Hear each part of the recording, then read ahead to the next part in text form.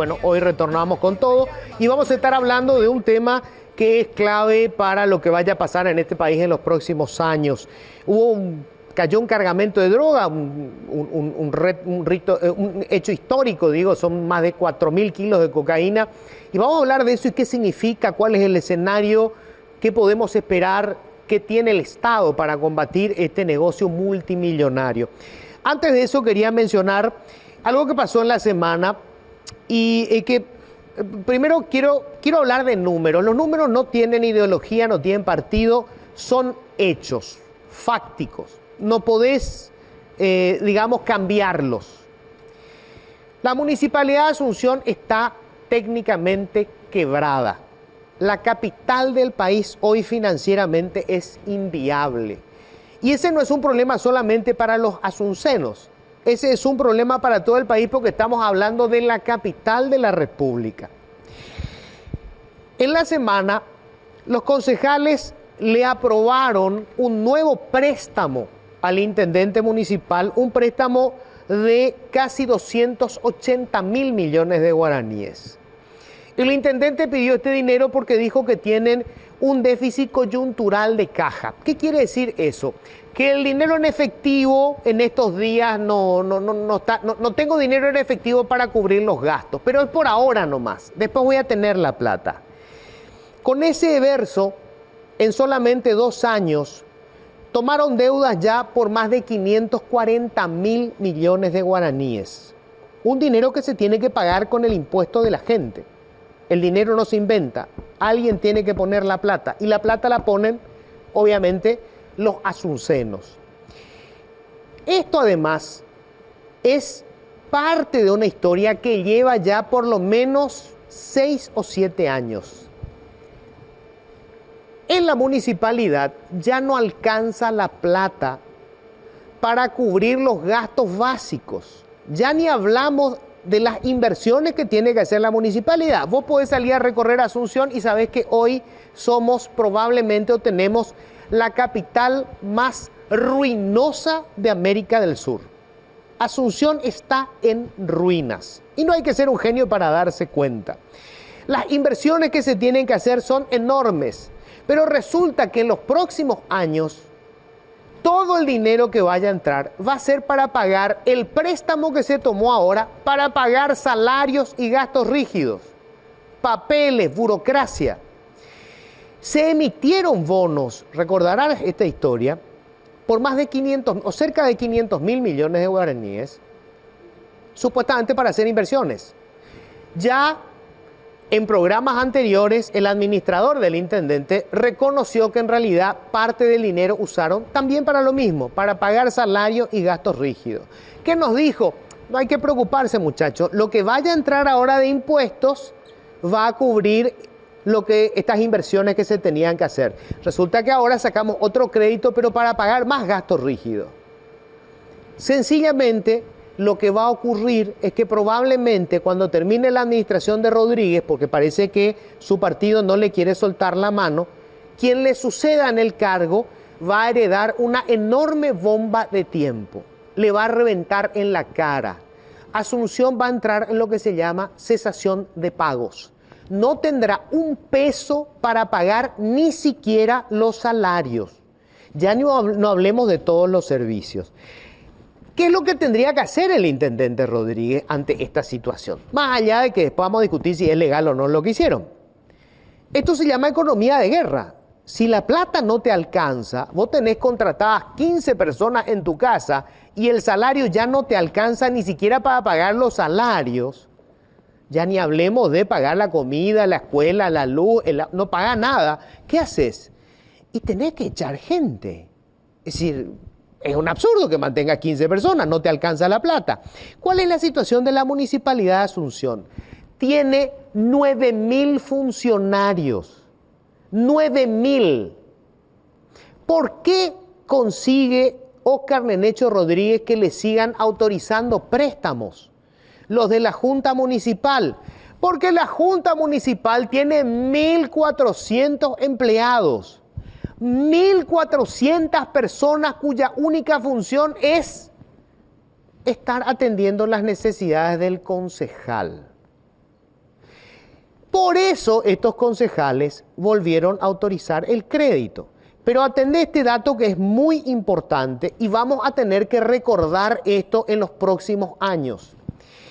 El artículo 279 de la Carta Orgánica Municipal dice que los miembros de la Junta son personalmente responsables con sus bienes de cualquier daño o perjuicio patrimonial que tenga el municipio como consecuencia de acciones autorizadas por la Junta en contravención de las leyes.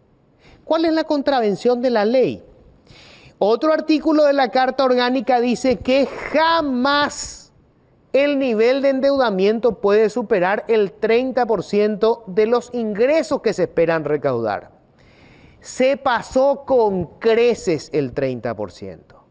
Es decir, los miembros de la Junta Municipal aprobaron en contravención de la ley estos préstamos por el señor Nenecho Rodríguez. Y cada uno de esos señores, grandísimos hijos de su madre, son responsables con sus bienes de cada guaraní que está perdiendo la municipalidad de Asunción. Así que, señores integrantes de la Junta Municipal, prepárense. Cuando reviente la bomba, ustedes van a estar en el banquillo de los acusados. Bienvenidos, esto es Políticamente Incorrecto. Siempre digo lo que pienso. Bueno, y para hablar de este tema complejísimo de cómo se combate el tráfico de la droga, estamos con el ministro de la SENAT, Jalil Rachid. ¿Qué tal, ministro? ¿Cómo estás? Buenas noches, Luis. Gracias por la invitación. Gracias por venir. Óscar Orué, director de la DENIT, lo que antes era Tributación y Aduanas, que se sumó en una sola institución. Hola, Óscar, ¿cómo estás? Buenas noches, Luis. Buenas noches también para toda la teleaudiencia. Gracias por la invitación. Y estamos con Juan Martens, criminólogo. ¿Qué tal, Juan? ¿Cómo estás? Buenas noches, Luis. Un placer, a las órdenes. Bueno, quiero empezar con una cuestión muy simple, Jalil, que es lo que se pregunta la gente en la calle, ¿no? Todo el mundo se sorprendió, caramba, cayó un cargamento, 4.000 kilos de cocaína, 4 toneladas de cocaína. Pero después de esto, todo el mundo se quedó esperando a ver, bueno, ¿quiénes son los que manejan esto? ¿Por qué es tan difícil llegar a esa parte, Jalil? A ver, Luis, es una investigación compleja. Este tipo de actividad ilícita necesariamente conlleva una estructura también compleja. Guardamos el mayor de los sigilos para preservar lo que es la investigación, pero en la semana se hicieron una serie de allanamientos que tienen vinculación al trabajo, a la investigación, ¿verdad? Uno de esos allanamientos que se realizó y se llevó a cabo fue en un estudio contable. Para nosotros, y más que nada para el Ministerio Público realmente, el tipo de documentación, nombres de empresas o de personas que se pueda obtener de esa documentación es importantísimo. ¿Por qué? Porque por la complejidad del caso. Es una estructura organizada que tuvo que recurrir a su ingenio, valga la aclaración, un trabajo bastante ingenioso porque conseguir cocaína en polvo para que se mimetice con azúcar de un color más o menos similar, tratar de esta forma de burlar el escáner, de engañarle a los lectores, requiere de mucha logística, Luis. Pero nosotros estamos trabajando. Esto es reciente. Yo entiendo que la gente tenga la necesidad de saber quién está detrás de la estructura, pero una investigación compleja como esta requiere también de ultimar detalles y los recursos nuestros también que estén abocados a la investigación. Ahora, déjame poner así la pregunta. Obviamente vos no me podés dar nombres, más vale, esto está en plena etapa de investigación, pero para la SENAT, ¿sabes quiénes están detrás de esto? Tenemos indicios. Yo te puedo decir eso. Te puedo decir muchas cosas más también. Por ahí me pueden dar con un caño, me pueden decir no hay resultado, ¿verdad? Me tengo que bancar para preservar lo que es la investigación. Cuando ya nadie apostaba por la Senat, sacamos estos resultados. Entonces yo pido ese voto de confianza, como se dice, a la nueva gestión, que estamos sacando resultados, eso es indudable, y que nosotros en coordinación con los demás organismos del Estado vamos a seguir trabajando y vamos a sacar resultados. Claro, yo cuando te digo quiénes están detrás, estamos hablando de un cargamento valuado en 240 millones de dólares. O sea, vamos, detrás de esto tiene que haber una organización que tiene unas espaldas financieras brutales.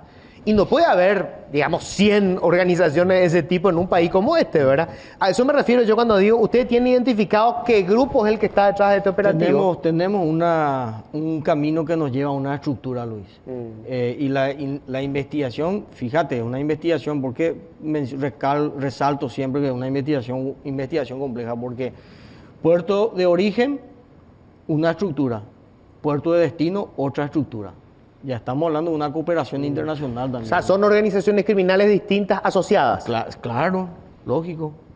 Que tienen un vínculo común, que es el narcotráfico. Claro. Y el ganar sumas impresionantes de dinero, porque eso cuesta, en finca, como se dice, tiene un precio, y al ir pasando fronteras tras fronteras, controles y demás controles, va aumentando ese costo, ¿verdad? Hasta llegar a puerto de destino final, que ya cuesta una fortuna eso. Ahora, Oscar, obviamente, digamos, donde vos podés empezar a focalizar que hay un movimiento raro que es en aduanas, ¿verdad? O sea, digamos, están exportando, recuerdo que alguna vez fue carbón, y el costo del flete era altísimo, entonces hay números que no cierran. O sea, tiene que necesariamente por ahí más o menos venir la cosa, ¿no?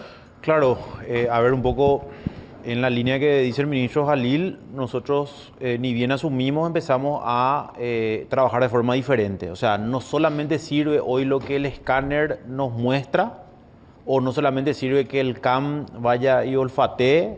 Porque acá filtraban las dos cosas. Claro. Tanto el escáner como el perro. Sí, entonces evidentemente se tiene que cambiar la estrategia de la verificación y el control en zona primaria.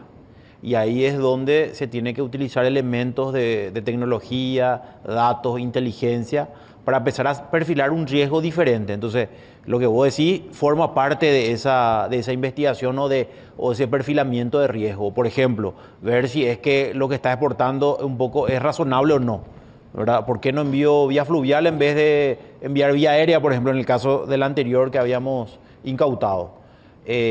Pero en este caso, por ejemplo, se tenía información y lo mencionábamos con el ministro, sabíamos o había información de inteligencia que se iba a enviar una carga grande.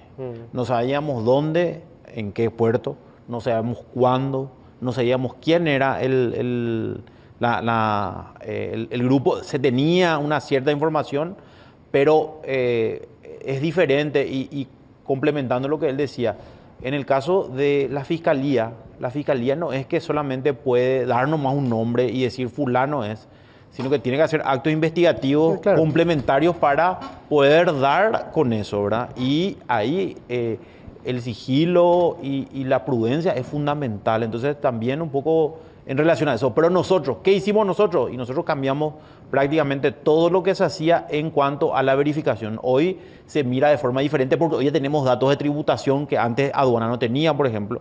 Entonces la fusión realmente ayudó a tener... Antes como que la información estaba en compartimientos de tango. Así mismo, así mismo. Recién cuando se encontraba un caso, ahí se pedía la información, se hacía vía fiscalía y ya llegábamos tarde. Hoy estamos adelantándonos porque tenemos información. Y aparte de eso también, que no lo mencionó Jalil, pero hoy, por ejemplo, también tenemos un trabajo más dedicado con las agencias internacionales. Nuestros pares en los demás países, en el caso de la DENIP, y también con otras agencias de inteligencia y también agencias que buscan. Por ejemplo, ahora estamos trabajando con la ONU en cuanto a control de contenedores y también el tema de todo lo que es tráfico vía aérea. Ahí, por ejemplo, no solamente entra narcotráfico, sino entra contrabando también. Entonces, Yo creo que en la medida que vayamos ampliando las herramientas tecnológicas, nuestro sistema de perfil de riesgo y también el trabajo de inteligencia y trabajando coordinadamente, porque esto es efectivamente un trabajo en coordinación, no es que alguien sale abanderado con esto. En realidad el Paraguay sale abanderado porque ya no se convierte más en un puerto de salida, porque nosotros sabemos que no producimos ese tipo de drogas, ¿verdad? Acá es el acopio. Ahora, Juan, 4.000 kilos suena mucho, ¿verdad? Pero ¿hay una estimación de cuánto volumen se puede estar manejando, sobre todo al mercado europeo, desde que nos convertimos nosotros en la zona de acopio? Ese es el sueño de cualquier criminólogo, saber cuánta droga entra, ¿verdad? Lo que sí sabemos es básicamente cuántas pistas hay, cuántos aviones descienden, y en cada avión traen 300, 400 kilos, ¿no? Y en zona de Amambay, Canindeyú, San Pedro, hay estimaciones de que vienen 1.000 aviones, posan 1.000 aviones al mes. Y eso es mucho. Jalil, justamente sobre el tema, ¿verdad? La droga obviamente llega vía aérea. Se anunció que se van a comprar aviones brasileños, son aviones caza, entiendo que están hechos especialmente para este tipo de cobertura. Pero la pregunta obvia es, que se hace la gente, ¿verdad? ¿Para qué compramos aviones si todavía no tenemos radares? Porque el punto es que no sabemos que están llegando los aviones. Bueno, ahí para aclarar una información, Luis. En Codena se está hablando de esto de que asumió el presidente Santiago Peña. De hecho, él reactivó Codena, que estaba ahí estático, ¿verdad? Y este tipo de debates y de conversaciones y de necesidades tecnológicas y de infraestructura se está debatiendo ahí, ¿verdad? Lo de los aviones y lo de los radares, Luis, se estaba manejando a la par, al mismo tiempo. Solamente que la cuestión de los aviones salió un poco más rápido porque está acá en Brasil. Lo de los radares es mucho más complejo por los requerimientos técnicos y lleva un poquitito más de tiempo. A la par se está gestionando, Luis. Hay un desfasaje de tiempo, pero se está tratando lo de los radares también. Lo de los aviones es una necesidad, no solamente para la lucha contra el crimen organizado, Luis. La gente menciona, dice, sí, el narcotráfico, el crimen organizado, pero se olvida que también es una necesidad de defensa nacional. Porque más que me diga, sí, son 6 aviones con relación a los otros países, pero igual, con algo tenemos que empezar, ¿verdad? Y son súper tucanos, aviones que están probados y demostrados que funcionan. En Brasil, ellos bajan a las fuerzas aeronaves que invaden su espacio aéreo y bueno, se está trabajando sobre eso. Hay una polémica porque nosotros tenemos una ley sobre derribo de aviones. En realidad no podemos derribar aviones, ¿verdad? ¿Eso se está discutiendo otra vez? ¿Se va a volver a discutir Pero, el asunto? a ver, una cuestión. El de los aviones es un avance importantísimo, pero no es la panacea. Brasil tiene aviones y tiene ley de derribo. Y recibe muchísima cocaína también. O sea, tampoco estemos pensando que con los 6 aviones tucanos vamos a solucionar el problema. Eso es un punto central. Probablemente ni con todos los radares. Pero necesitamos empezar. Y lo que tenemos que también abordar es, y no sé si se está viendo, es, nosotros el problema de la droga no vamos a solucionar con el sistema penal, con el sistema de seguridad. Es una disputa cultural que tenemos que hacer, porque mientras estamos decomisando cocaína, estamos viendo narcos, estamos disfrutando y viendo movilidad social, estamos viendo funcionarios que se enriquecen impunemente y no pasa nada. El otro día el ministro decía, la SENAT estaba al servicio del crimen organizado, dijo el ministro en una entrevista el otro día, ¿verdad? La pregunta es, ¿ya hiciste, ministro, la denuncia? Porque como funcionario público tiene obligación de denunciar cuando conoce en el ejercicio de sus funciones. Entonces, eso es lo grave, que impunemente, gobierno tras gobierno, se tiren la pelota y no tengamos funcionarios altos condenados por haber cooperado con el crimen organizado. Claro, pero eso escapa de lo que es mi función. Lo que está diciendo es una cuestión ya propia del Ministerio Público. Y con relación, no, vos tenés obligación de denunciar, 284 del Código Procesal Penal. Permitime, con relación a lo que él menciona, hay una causa penal, hay una denuncia ya formulada mucho antes de que yo llegue, solamente para actualizar ese dato. O sea, hasta dónde llegamos nosotros como institución tenemos la obligación, como dice él, de denunciar, correcto, pero llegamos hasta ahí. Eso ya está en campo del Ministerio Público. Claro, hay una denuncia penal, eso está claro. ¿Y vos tuviste alguna vez en el Ministerio Público? ¿Funciona? Depende. Pero ahí pues tenemos... Depende de qué. Depende de qué tipo penal y de qué persona. Ese es mucho sincericidio ya. Es la selectividad Sí, pues, es punitiva. cierto. Es la Es selectividad real. punitiva. Pero la pregunta que nos tenemos que hacer es, la cocaína que se decomisó en los últimos 5 años o 1 año en Paraguay, ¿cuántos grandes patrones hoy están presos? Esa es la pregunta que te responde que si vamos a tener posibilidades de éxito en esta disputa que tenemos con el crimen organizado. De nada sirve agarrarle al chofer que chofereó 4 contenedores, pero el financista, porque para traer esta cocaína a Paraguay se necesitó 15 millones de dólares. Claro, claro. No, Para traer. Claro, por eso yo le decía quiénes están detrás. Pero antes de ir a eso, quería preguntarle a Oscar, una pieza clave en esto es meter otra vez el dinero, el famoso lavado. Sí. Yo entiendo que ahora están haciendo un trabajo en aduanas para el control, para la salida de la coca. ¿Qué se hace desde el punto de vista del control sobre el ingreso del dinero proveniente de eso desde tributación? Bueno, hay que aclarar algo, Luis. Tributación o lo que es la de NIP, su función principal no es la de hacer el seguimiento del dinero, es colaborar en todo caso con el Ministerio Público.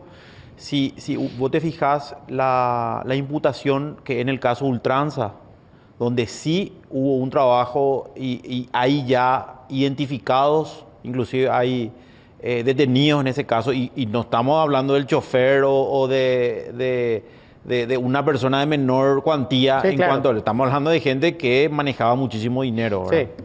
Entonces, allí un poco es importante aclarar eso, Luis. Nosotros colaboramos con ellos y en la información o en la acusación que hay, en la colaboración que hizo la SET en ese momento fue fundamental, porque le pasamos toda la documentación que nosotros tenemos. Lo mismo, si CEPRELAB pide información, nosotros le damos la información a CEPRELAB. O sea, per se, la DENIP no es un órgano que tiene que hacer la persecución de ese dinero. Claro. Ahora, le colabora a todos. Nosotros nos pide informe la Contraloría General de la República, nos pide informe CEPRELAB, nos pide informe el Ministerio Público. Le colaboramos todos, le damos todo lo que es nuestra base de datos, que es probablemente la base de datos de la DENIT hoy, con lo que está teniendo, es la más grande del Paraguay. Entonces estamos colaborando con las demás. De hecho, formamos parte de Codena ahora por primera vez. Nunca ni aduana ni tributación formó parte de Codena. Hoy estamos formando parte. Entonces estamos ayudando en lo que es la defensa nacional en general y estamos teniendo resultados. O sea, ahora este trabajo hicimos con Senat. Los anteriores hicimos con CIU de la Policía. Pero hay un trabajo serio, responsable y coordinado con las demás instituciones. Así que para mí es un logro que hoy no encontré, desde que por lo menos asumimos esta nueva función, no se ha encontrado, o las decomisaciones, o los decomisos, mejor dicho, que se hizo en Europa, ninguno salieron de Puerto Paraguayo, salieron de otros países, pero por lo menos de Paraguay hasta el momento no. Entonces, eso me da un indicativo de que lo que estamos haciendo de alguna manera está funcionando. Pero eso es un trabajo de día Claro, a día. yo entiendo que lo que dice Martens tiene que ver con cómo funciona todo el negocio. El caso Marcet es muy interesante, ¿verdad? Porque Marcet dibuja un poco cómo funciona esto. Marcet paga para ser jugador de fútbol de un equipo. El presidente del equipo es un hombre que se convierte en senador. Ese senador le alquila avioneta a el grupo de Marcet. Ese senador le vendió un departamento a ese grupo. Marcet opera con Tío Rico, que tiene un hermano que es pastor, que supuestamente tiene una iglesia. O sea, se va conectando con toda la sociedad. ¿Cómo se construye eso, Jalil, cuando sí o sí terminás tocando a los sectores políticos? Y no hablo de uno, de casi todos los sectores políticos. Obviamente los que están en el poder van a tener más vínculos. ¿Cómo manejas eso? Porque obviamente las presiones existen. No, Luis, no. Yo particularmente, las instrucciones que recibí del presidente de la República fue prácticamente una sola. Sea quien sea, no importa. O sea, de hecho, yo tengo un cierto carácter y una cierta formación que ese tipo de cosas no van a funcionar conmigo. O si no, yo no hubiese hecho los cambios que hice en la Senat, modificando todo un organigrama, una estructura, ¿verdad? Entonces, a mí particularmente no me importa quién esté. sea del color que sea, yo tengo que hacer mi trabajo. Yo tengo la obligación, Luis, de lavar el rostro de la Senat. Porque, como dijo hace rato, y yo me hago cargo, yo digo, si la Senat fue bastardeada. Hay informes elocuentes, elementos de prueba, ya que quieren ser defendidos en un juicio oral, en donde dicen que de la Senat se filtraba información por plata, ¿verdad? O sea, yo no estoy para eso. Y sea quien sea, y del color que sea, a mí el presidente de la República me dijo, metele. O sea, yo no tengo ese tipo de presiones, Luis. Tengo que hacer una pausa. Marcet sigue, la organización de Marcet sigue funcionando, operando. Él está prófugo, pero la mayoría de sus esquemas están todos procesados, Luis. No hay que confundir la modalidad de lo que ocurrió hace poco con esta mega carga, porque es el mismo sistema, pues entonces la gente de repente tiende a pero ya es otro grupo, no, digamos. es otro esquema, es otro grupo. No. Pero es que hay varios esquemas, no hay uno. Claro, por supuesto. Este es uno de ellos, un sistema operativo. Vamos a hablar enseguida de eso, ¿verdad? ¿Cuál es el escenario hoy? PCC, hay, digamos, algunos líderes criollos que se formaron y formaron su propia organización acá. ¿Cómo está hoy el escenario? Tengo que hacer la pausa, ¿verdad? Hago brevísima la pausa, me voy con un par de recomendaciones rápidamente. Comenzar nuevas etapas y hacer nuevos recorridos con tu 0 kilómetros. Banco Atlas te ofrece préstamos con condiciones especiales, con tasas desde 9.5% de financiación en guaraníes y plazos de hasta 60 meses. Con Banco Atlas empezá un nuevo recorrido con tu 0 kilómetro. Y contigo quiero ser ilimitado. Ahora tu plan móvil ilimitado más Wi-Fi con velocidad multiplicada te hacen ilimitado. ¿Qué esperas para pedir tus planes al 0981-611-611 o tigo.com.pi? Todo contigo, todo ilimitado. Y aún estás a tiempo, no pierdas el año, da el primer paso hacia tu futuro. Hace rato queremos hablar con la gente del Ministerio Público sobre varios casos que están vinculados con el tema de la droga y que me da la impresión de que si conseguimos aclarar algunas cuestiones, eso va a significar un avance muy importante, porque va a ser una señal también para toda la gente que está trabajando desde el Estado. O sea, nos empezamos esto se puso serio. El caso del asesinato de Pecci y la vinculación con el asesinato de Schwarzman, el caso a ultranza PI, o sea, ahí hay una rosca que no termina de desenrollarse y evidentemente está todo conectado, porque cuando uno empieza a ver lo de Marcet, su conexión aquí, el asesinato de Schwarzman, que lo relata el propio Marcet, ¿verdad? Él, digamos, cuenta, o el asesinato del primo, o el asesinato de la funcionaria que estaba en la casa del hermano de Tío Rico. O sea, todo está vinculado. Da la impresión de que en la justicia falla la cosa, Jalil. Y bueno, como que el caso muere ahí, se acabó, llegó ahí, se acabó. Pero ese caso puntualmente, no, Luis, tendrán su impedimento, los abogados ejercerán los recursos correspondientes, ¿verdad? Se puede trabar un tiempo, pero un caso tan grande como ese, hoy en día está con una acusación, ¿verdad? O sea, lo que falta es la audiencia preliminar. Ese caso puntual es un caso en donde se aclara mucho el panorama, como bien mencionaste, de muchas situaciones. De los vínculos. Claro, de los vínculos, se aclara una buena investigación, una buena acusación, y eso está para discutirse ya primero en una audiencia preliminar y después en un juicio oral, ¿verdad? O sea, ese es un caso que está encaminado, ¿verdad? Independientemente de las personas que estén prófugas, como el caso de Marcet, pero hay personas que están procesadas, Luis, y que van a juicio oral. Yo te digo, por ejemplo, hasta hoy no pude hablar siquiera con la fiscala que se quedó con el caso de la investigación del asesinato de Schwarzman, que era un caso que estaba investigando Marcelo Pecci. A mí es demasiado importante. Hasta ahora no pude hablar con la mujer. No sé qué hizo. No sé qué hizo con la computadora de Pecci, con el teléfono de Pecci, nada. No sé. Por eso, Luis, públicamente le he pedido, no aparece. No, pero tener que meter un por el conducto, una presentación, un pedido por escrito, y yo creo que Bueno, vamos a intentarlo. Deja constancia de tu pedido.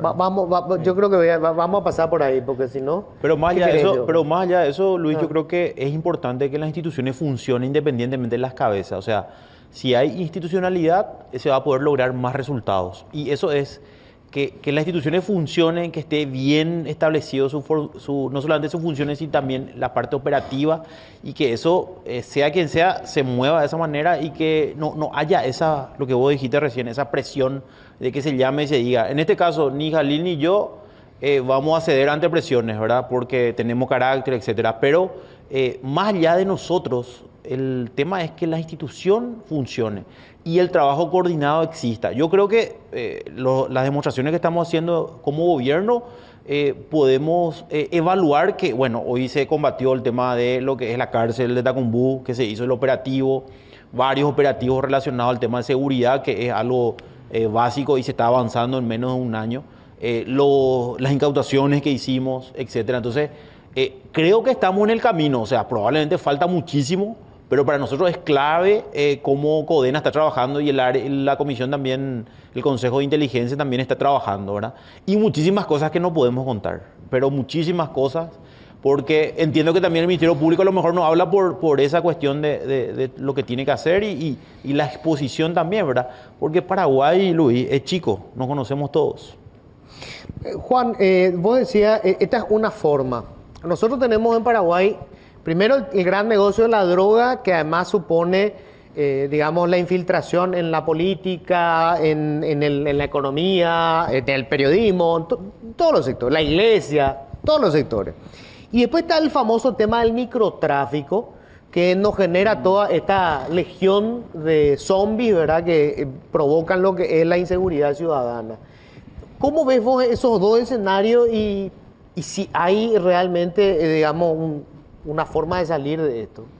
Lo que pasa es que nosotros tenemos como varios problemas de seguridad y tal vez tenemos que enfocarnos a esos al mismo tiempo. El problema del gran narcotráfico exige un plan. El problema del microtráfico exige otro plan. Y el grave problema que tenemos en Paraguay es que somos el país más temeroso de América Latina.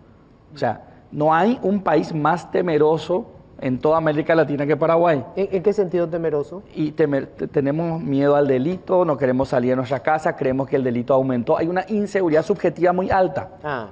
Cuando en realidad los números, por ejemplo, muestran de homicidios, hace 20 años descienden. O sea, si decimos, Paraguay es seguro, sí, en homicidio, nos matamos mucho menos. Pero la gente sigue sintiendo, porque no tenemos una política de seguridad subjetiva que trabaje el miedo. Entonces, sacamos lince a la calle, ¿qué trabaja? Microtráfico, pequeña delincuencia, delincuente fracasado. Pero también necesitamos al mismo tiempo laburar en el gran negocio del narcotráfico y también superar esa sensación que hace muchísimo daño de que aquí todo se puede comprar. Porque el narcotráfico no es una cuestión de colores, es negocio, claro, es plata. Negocio. Y puede ser liberal, colorado, encuentrista, de izquierda, no importa, ¿no? Porque es plata y allá en la cima todo se junta. Entonces, necesitamos dar resultados de que los grandes peces o patrones del narcotráfico también caen y de que las instituciones no son de justicia y seguridad, no son un centro de impunidad. Porque esa sensación es la que hoy sigue existiendo lastimosamente. Tenemos una justicia especializada, jueces, fiscales, pero empezaron hace 3, 4 años. Y como decía hace rato aquí el colega, ¿no? Los celos internos nos estarán afectando, o que hoy la institución y la fiscalía no te dé información, ¿no será parte del problema y del esquema de protección? Si la Senat estaba al servicio del crimen organizado y el Ministerio Público no. O sea, se hizo un análisis en ese sentido desde Codena para ver las infiltraciones institucionales, y eso es lo que yo por lo menos no estoy viendo hasta ahora, ¿no? A mí me hace acordar una vez cuando era viceministro de Tributación, a una persona que le estábamos investigando, entre comillas, poderosa, me decía, esto es una persecución política, ¿verdad? Y te están usando, esto y lo otro. Yo le decía a esa persona, le decía, nadie está persiguiendo por una cuestión política, ¿verdad? Y cuando me decía que personalmente, porque el problema del paraguayo te dice, esto es una cuestión personal, no, y lo que le pasó a Peche, ¿verdad? pero no es personal, porque el Estado paraguayo es el que te está persiguiendo. Nosotros solamente hacemos nuestra función. Entonces, cuando se empieza a entender eso, Luis, yo creo que ahí recién empieza a funcionar. Y cuando vos le decís, no, yo esté o no, igual se va a hacer. Eso es lo que tenemos que... Pero para entender eso tenemos que ver que el sistema penal le afecta a todos. Claro. Eso es, o sea, si no tenemos esa señal de que se le va a afectar a sea quien fuese, si hay suficientes elementos fácticos, porque o si no decimos, no, el senador asumió su banca, sigue tranquilito, porque tiene poder político. O sea, esa sensación queda independientemente de que sea así o no. Y si no tenemos esa señal, no vamos a tener posibilidades de legitimar el trabajo del Estado. Y si no legitimamos el trabajo del Estado en esta persecución, nos quedamos en el descontento, en la anécdota, y cayeron 4.000 kilos, pero estarán pasando 40.000. Claro, pero empecemos por algo. Como dijo Oscar, antes terminaba ya. Hoy agarramos acá, o sea, por algo tenemos que empezar. Entonces, empecemos ahora, que arrancamos nosotros con el gobierno, a dar otra imagen, que yo creo que estamos dando, por lo menos interinstitucionalmente, estamos trabajando de manera coordinada, Luis. Hoy me toca trabajar con Oscar, espectacular. Ayer me tocó trabajar con el MADES, buenísimo, o sea, estamos en esa línea. ¿Es muy diferente el negocio de la cocaína del negocio de la marihuana? Sí, absolutamente, porque en uno somos productores de primer mundo y en otro no. En uno somos de tránsito y en el otro jugamos de local. Un sinnúmero de problemas te crea eso, el cultivo ilícito de marihuana, invasiones, delitos ambientales y lo que es el tráfico de marihuana como tal. No, y yo le agregaría comunidades dependientes de lo ilegal. Hoy nosotros tenemos comunidades que viven del cultivo de la marihuana. Entonces Sí. no hay opciones en la economía lícita. O sea, hay un problema social. Es un problema, pasó. por eso yo te decía hace rato, no podemos abordar el problema de la droga solamente desde lo penal.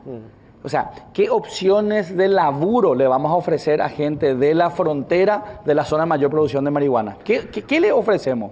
Nosotros ahora, por ejemplo, como gobierno, bueno, de hecho como política de Estado, impulsamos lo que es al norte, lo que hoy es la celulosa, que va a invertir 3.000 millones de dólares y va a dar mucho trabajo a la gente de esa zona. Y que hoy estamos viendo que es una zona franca que va a dar... el objetivo de la zona franca es justamente, vamos a dejar de pagar impuestos, pero vamos a desarrollar la zona y van a trabajar la gente. Entonces, yo creo que eso, por ejemplo, que dice Juan, es importante, porque sí lo estamos haciendo de alguna manera. Entonces, estamos buscando alternativas, estamos reduciendo tasas, estamos viendo para ser más competitivos. Y para nosotros es importante esa inversión. Y de hecho, lo estamos logrando que haya más atención hacia Paraguay, de que por lo menos ya estén analizando venir a invertir. Entonces, en la medida que sigamos eso, tenemos que combatir todo eso, porque hace poco trabajamos con Senat también en un operativo Basalto y Ágata.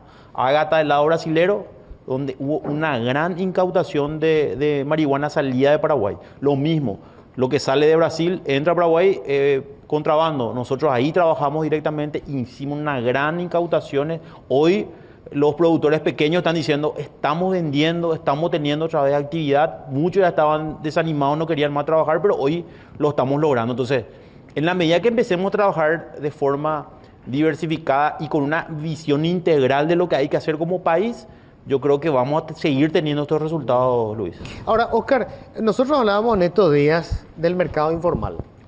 Había una intención de que por lo menos 1 millón de personas se inscribieran en el, yo voy a decirle simple y re simple para hacerlo más sencillo, pero que el 45% se registró. O Sí. sea, tenemos un mercado informal brutal. Sí, de hecho, eso es lo que estamos de alguna manera buscando incentivar. Porque vos te vas, le explicás, le mostrás todo y esta gente te dice, ¿y qué beneficio tengo yo? ¿Verdad? Entonces ahí vienen los programas, viene lo que es Xeroa Poná, en el cual la gente se va. Yo he visto del otro lado, y vos podés ver el vaso medio lleno, medio vacío. Y la gente vio el vaso medio lleno y medio vacío y te dice, al final no es beneficioso Xeroa Porá porque la gente está siendo rebotada. Entonces a la gente yo le digo, ok, entonces eso te da la posibilidad de que vos puedas demostrar yo tengo tanto movimiento, te dice, ¿y cómo puedo demostrar?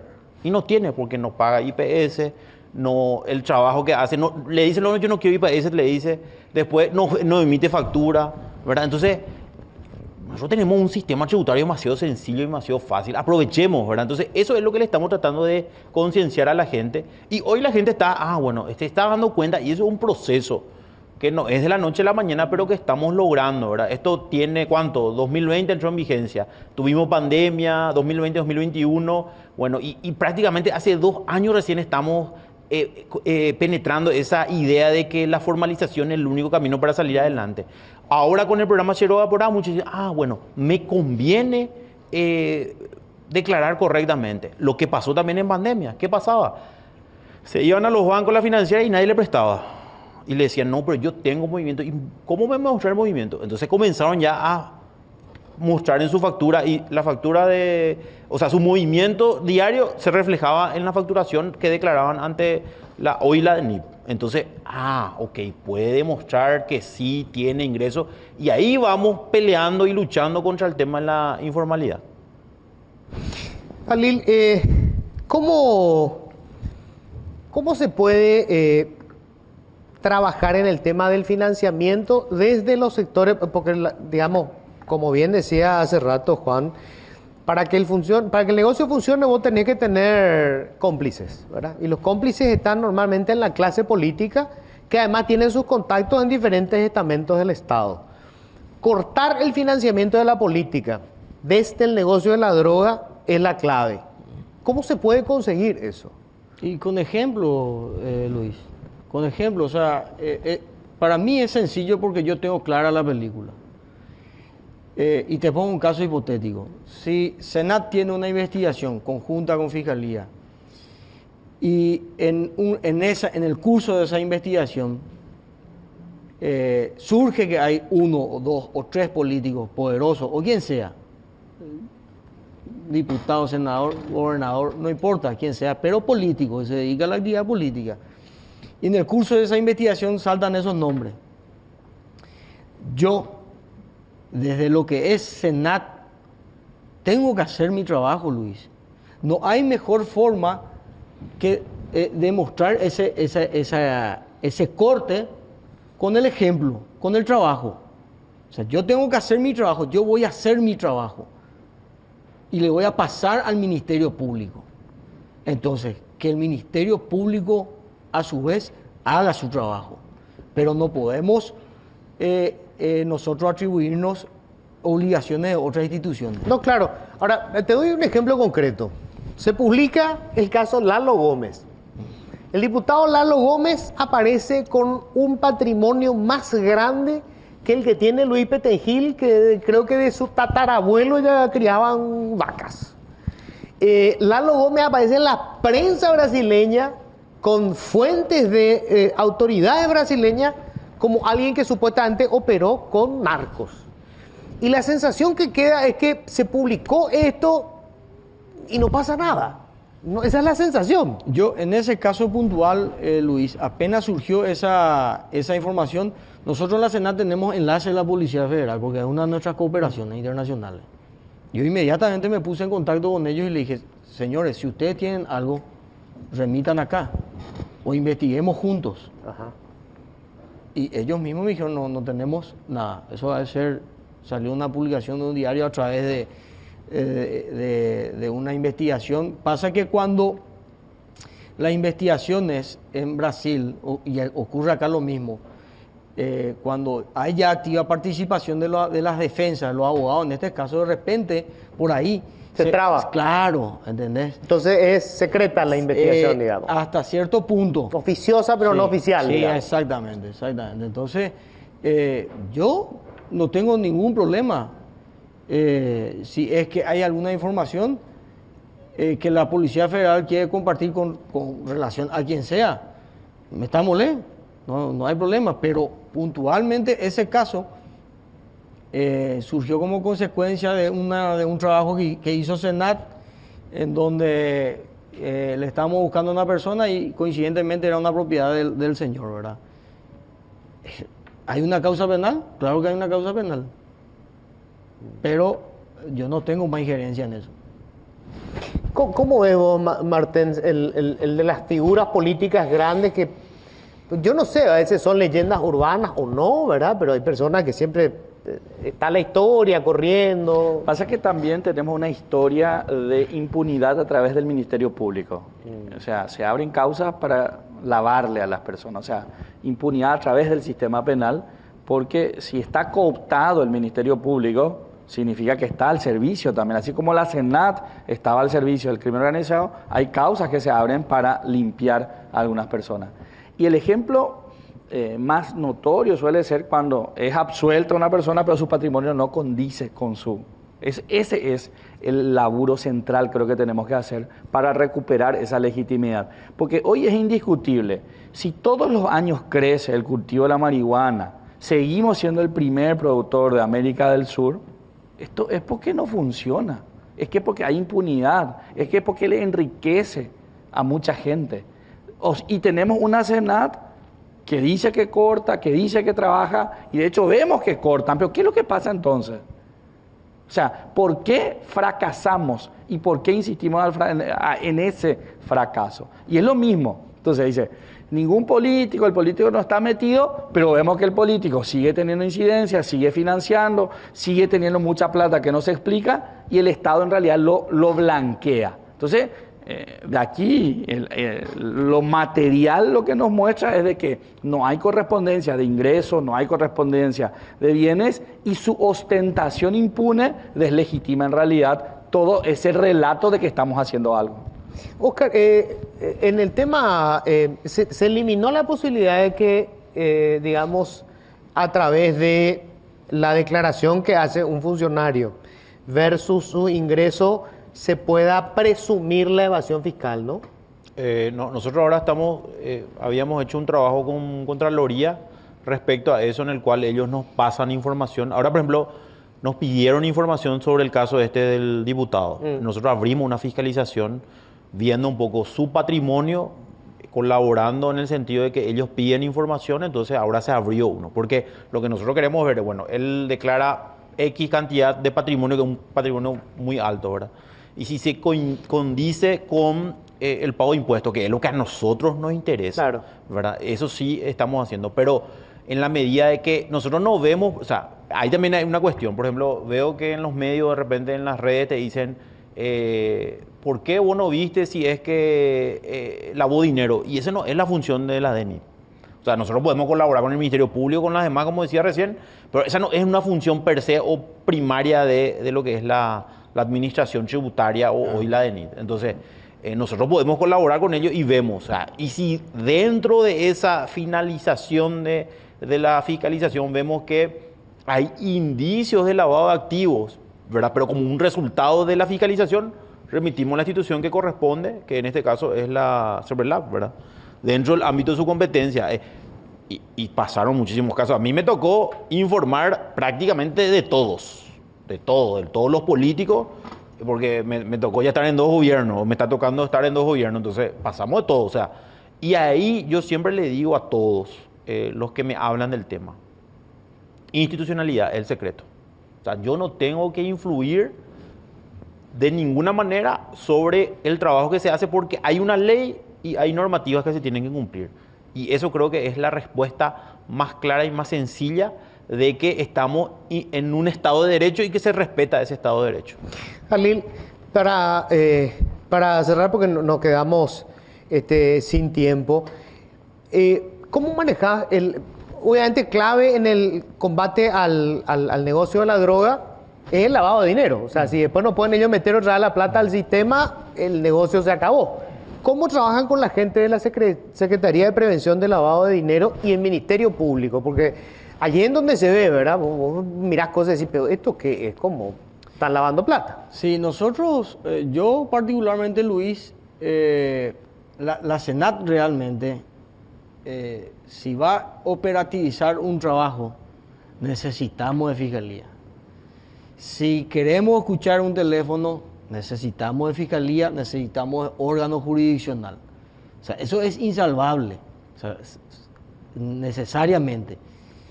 Si quiero trabajar algo de contenedor o una de esas cosas, le voy a llamar a Oscar. No debería haber inconveniente, Luis, en ese relacionamiento. O sea, si vos tenés problemas en trabajar con otras instituciones, ahí sí te doy la razón, esto no va a funcionar. Porque a mí no me va a servir, yo le puedo tener mis roces con un fiscal determinado antidroga, pero lo que dice Oscar, hay que pensar en la institución. Pero yo tengo que necesariamente llevar mi trabajo de la mano con el Ministerio Público o con la institución que sea, ¿verdad? Cuando me toca realizar trabajo de erradicación de cultivo de marihuana en parques nacionales o incautar avionetas, como fue lo de Bravo 1 en Paso Bravo, hablo con Rolly de Barros, con el ministro del MADES. O sea, yo en ese sentido no tengo problemas, Luis, porque la voluntad de trabajar y la fuerza de trabajo nosotros, yo creo que Senat está demostrando. Y tampoco tengo problema en evidenciar a aquel que no tiene voluntad de trabajar. Claro, el problema es compartir la información. Yo ahí creo que algo nos estamos olvidando, Luis. Y yo entiendo acá el doctor, su posición, y respeto muchísimo, de hecho lo conozco hace mucho, pero más allá de eso, yo creo que Paraguay ha evolucionado. Puede ser lento, puede ser rápido, o podemos tener críticas, pero que ha evolucionado. Hemos pasado una evaluación con el tema del lavado de activos, que de Gafi, que fue muy dura, ¿verdad? Que dentro de nuestro equipo, porque a mí me tocó trabajar en ese momento, yo decía, tenía dudas, pero pasamos. Pero tenemos todavía más evaluación, porque esto es una evaluación constante, y ahí va a ser importantísimo ese tema de no solamente las condenas por lavado de activos, sino que haya un soporte fuerte de las investigaciones y que haya realmente resultados respecto a esa lucha, ¿verdad? Porque nosotros hoy en el Concierto de las Naciones nos miran también, o sea, no es que Paraguay está aislado de todos los países, entonces ahí tenemos también presión. Entonces hoy avanzamos y estamos, creo que el viernes la Embajada de los Estados Unidos nos felicita a la Senat, a la DENIP y también a la Fiscalía por el trabajo, ¿verdad? Tenemos que seguir en esa misma línea, Luis. Les agradezco muchísimo. Se me fue el tiempo. Gracias a vos, Gracias, ministro. Luis. Gracias, Oscar. Gracias, Juan. Bueno, obviamente es clave el resultado, ¿verdad?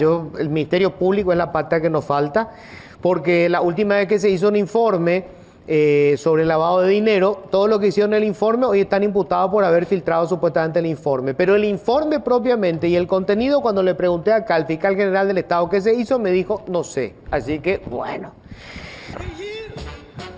Bueno, ya estamos con el amigo Iván. ¿Qué tal, Iván? ¿Cómo estás? Muy bien, Luis. Buenas noches. A propósito del tema que estaban debatiendo recién en la mesa, queremos traer un recuento de aquellas incautaciones que fueron presentadas con bombos y platillos por las autoridades, no solo por la Senat, también la Policía Nacional, y que no han avanzado investigativamente hablando. Por eso dimos a conocer a este material, Incautaciones Récord. Vemos, dueños no sabemos.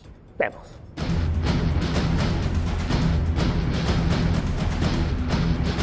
Solo en este año, tanto la policía como la Senat se han jactado de lograr grandes incautaciones de droga, destacando los trabajos de control. Sin embargo, a pesar del paso del tiempo, en muchos de los casos hasta hoy no se sabe nada sobre los dueños de las cargas en varios de los casos. El 3 de mayo de este año se incautó un cargamento de cocaína listo para ser enviado a Europa, en lo que representa la mayor incautación de droga en el aeropuerto Silvio Pettirossi. Se verificaron 10 pallets de almidón y harina que contenían cocaína mimetizada. Cada pallet tenía unos 160 kilos y tras la inspección, el propio ministro del Interior, Enrique Riera, señaló que incautaron una carga récord de cocaína. La ruta aérea de la importación era Asunción, España, y como destino final, Ámsterdam, Holanda. De este hallazgo han pasado casi 3 meses y hasta hoy no se han realizado nuevos operativos y no se conoce salido de una comisaría días antes, aparentemente tras un millonario pago para ser liberados, ya que la carga ya había sido incautada por otro equipo policial. Un comisario y varios efectivos terminaron destituidos, pero sobre los avances del proceso no se supo nada más, y mucho menos sobre los dueños de la carga que circulaba impunemente por el Departamento Central. Finalmente, esta semana se informó con bombos y platillos sobre una nueva incautación récord de cocaína en nuestro país. 4.013 kilos de la droga. Estaba mimetizada en bolsas con azúcar que debía ser enviada a Bélgica desde un puerto privado de Asunción. En torno a este caso, quedó detenido el supuesto fletero y se realizaron varios allanamientos sin que se tenga certeza hasta hoy sobre quienes están detrás del envío, lo que desató la crítica de varios legisladores de la oposición y la disidencia. Pero esa transparencia, hoy con bombos y platillos, porque así debe ser, de 4.000 kilos de cocaína pura. Pero ojo, ¿cómo llegó esa cocaína pura hasta el puerto de Cacupemí? ¿Cómo llegó hasta ahí? ¿Cuántos controles ha permeado? ¿Cuántos políticos han protegido esa carga maldita llena de muerte? ¿Cuántos políticos han permitido que pase por su territorio? ¿Cuántas autoridades han sido coimeadas para que llegue al puerto mezclado con azúcar? Porque ese es el punto final y se descubrió. ¿Cuántos otros cargamentos que no se descubren? Ese es el problema del Paraguay de los políticos. Esa es la transparencia que se debe exigir. Eso es lo que se debe combatir, porque ese es el verdadero mal, el que compra todo, el dinero asqueroso de la droga, lleno de sangre, lleno de dolor, de familias destruidas por la maldita cocaína. Es tremendamente llamativo también el hecho de que un chofer haya caído y de que el sistema de inteligencia y todo el sistema, el circuito de seguridad y la organización de seguridad solo haya identificado a esta persona y no podamos nosotros, ante la envergadura de lo que estaban moviendo, no poder saber realmente quiénes son los dueños. De eso también yo creo que ya estamos cansados, ¿verdad? Siempre son los efectos colaterales, algún empleadito, algún chofer, caen los peces chicos, las pirañitas o los contratados, pero nunca los mangurullus. Eso ocurre evidentemente porque existe protección y existe complicidad de organismos del Estado, no de este gobierno solamente, sino de los gobiernos anteriores y sucesivos que se fueron dando.